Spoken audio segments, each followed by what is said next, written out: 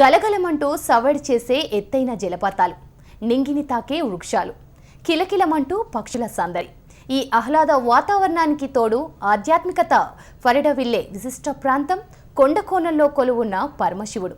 ప్రకృతి ప్రసాదించిన వనంలో శివయ్య వేడుకలు జరగనున్నాయి. మహాశివరాత్రికి ముస్తాబవుతుంది భైరవకోన. ప్రకాశం జిల్లా సిఎస్పురం మండలంలోని భైరవకోన నెల్లూరు ప్రకాశం జిల్లాల సరిహద్దులోని తూర్పు కనుమల మధ్య ఉన్న దట్టమైన అడవి ప్రాంతంలో ఉన్న విశిష్టమైన ప్రాంతం. 7వ శతాబ్దంలో నిర్మించారని పురాతన శాస్త్రవేత్తలు చెబుతున్నారు.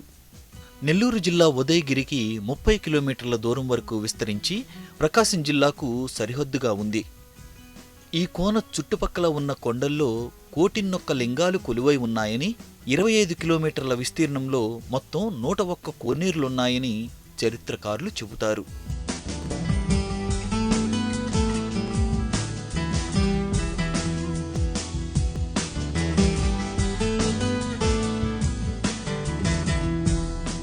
ప్రచండ భైరవుడు క్షేత్రపాలకుడిగా వ్యవహరించినందుకే భైరవకోనగా ప్రసిద్ధికెక్కింది.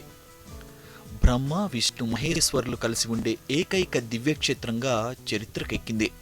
కొండకోణంలో ప్రతి అడుగు ఆహ్లాదకరంగా ఉంటుంది. కోనేరులు, శివలింగాలు ఈ కోనలో అడుగడుగునా కనువిందు చేస్తాయి.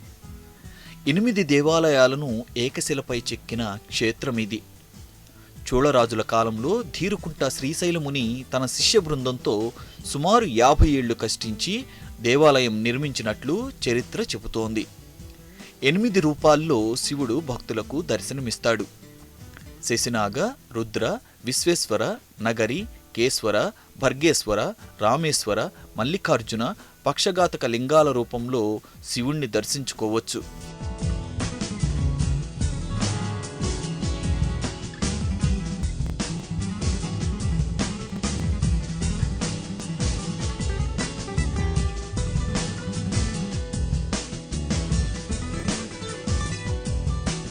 ఒక్కో లింగానిది ఒక్కో ప్రత్యేకత.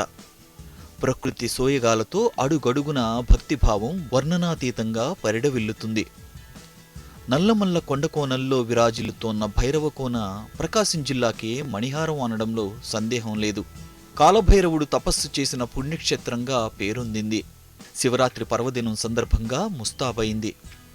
దేవాలయంలో శిల్పకారుల నైపుణ్యం బుట్టిపడుతుంది. ముఖద్వారాల వద్ద త్రిమూర్తులను సుందరంగా తీర్చిదిద్దారు. సాధారణంగా ఇతర ఆలయాల్లో శివలింగాలకు అడ్డనామాలు, మధ్యలో కన్ను ఆకారం ఉంటుంది. ఇక్కడ మాత్రం శివలింగాల ముఖద్వారాలకు క్రింద భాగం నుంచి 2 వైపులా సన్నని గీత యు ఆకారంలో శివలింగం పైభాగం వరకు వస్తుంది.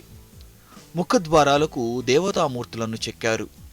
వారిని దర్శించుకుంటే కోరిన కోరికలు తీరుతాయని భక్తుల విశ్వాసం.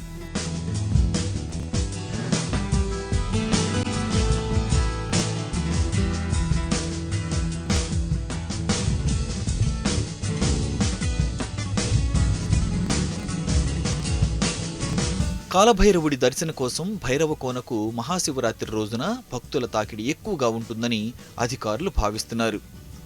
వచ్చే భక్తులకు ఎలాంటి అసౌకర్యం లేకుండా ఏర్పాట్లు చేస్తున్నారు.